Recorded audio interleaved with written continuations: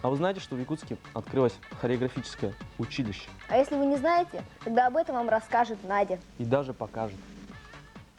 В этом году исполнилось 5 лет Республиканскому хореографическому училищу. И, конечно же, это событие не могло ускользнуть от зоркого объектива нашей телекамеры. В первую очередь мы бы хотели побеседовать с хозяйкой этого замечательного дома, Посельской Натальей Семеновной. Так, давайте начнем с самого начала. Расскажите, пожалуйста, немножко историю создания вашего училища. 50 лет прошло, как был у нас в республике поставлен первый якутский балет «Полевой цветок» Сирсемяга Жиркова-Летинского. Это прошло 50 лет.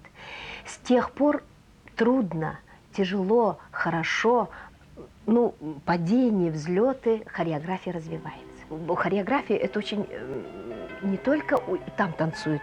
Вы знаете, что это очень красивый вид вообще искусства, связанный с живописью, изобразительным искусством, с музыкой, да, с литературой. Вот. И добились того, чтобы открылось училище. Вот у вас такое замечательное здание, красивое. Видимо, что оно действительно, в него вложено немало финансов, средств и так далее. Но сейчас с этим напряженка. Как вы добились вот такого вот, что все-таки построили здание? Я знаю, что несколько лет вы существовали без крыши над головой. Мы существовали без крыши над головой очень мало. Всего 3 года. Наверное, всего 3 года. Абсолютно. Вот. А добились это, благодаря только президенту республики. Вот я знаю, что вам исполняется 5 лет. Я вас поздравляю с этой интересной датой. Но вот почему-то нигде, ни в прессе, мы не слышим ничего о том, что будете ли вы праздновать свой день рождения. Ведь многие теперь даже каждый год стали отмечать, не говоря уже там о 5-летиях, 10-летиях и так далее. Как насчет этого у вас? Это, наверное, идет от руководителя, я думаю. Я не люблю праздники. Все эти, конечно, празднования, все эти отнимают очень много времени. А у нас огромная программа в школе. А как же живется и учится самим виновникам торжества, детям? Девчонки, сколько лет вы занимаетесь здесь? 5-й год. Да, 5-й год. Вы все 5 лет, в одном классе. И какой вы сейчас класс?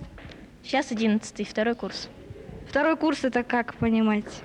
У нас, 3 класса обучения и 3 курса. И вот мы сейчас 3 класса отучились и на 2-м курсе учимся, то есть 5-й год. Угу.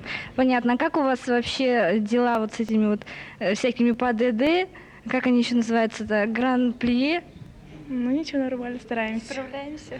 Сколько постановок вы сделали и в скольких вы участвуете непосредственно? В балетах, если смотреть как в театре, то мы в каждом балете участвуем, кроме маппы. Там участвуют только артисты. А так мы во всех принимаем участие. А предметы у вас все те же ведутся, как и в общеобразовательных школах? Да, гуманитарный только. Расскажите, пожалуйста, как начинается ваш день? С утра мы просыпаемся и в 8:30 идем. К 8:30 идем на классику. Где-то до 10 она у нас идет. Потом у нас с 10:30 начинаются общеобразовательные уроки. Идут они до 12 часов. В 12:30 у нас обед. Он идет у нас час, до 1:30. Потом идут опять уроки. И примерно с 4 начинаются уже такие спецпредметы, там народный, дуэтный, мастерство актера, современный. Вот такие вот. В 6 часов репетиции, если есть. И во сколько же вы тогда свободны? Так. Сегодня в 5:30 репетиция. Вот такой вопрос. Как вы диеты придерживаетесь или что хотим, то едим? Сначала было, что хотим, то едим. Сейчас придерживаемся. Да. Например, сколько мяса вы съедаете в день? В день? Мясо? Не могу сказать точно. А булочки вам можно? Нет. А во сколько вас спать укладывают? Спать в 10:30 отбой у нас. А подъем? Подъем в 7. И даже раньше, может быть. Какие 3 слова вы могли подобрать, чтобы охарактеризовать свое училище? 3 слова буквально.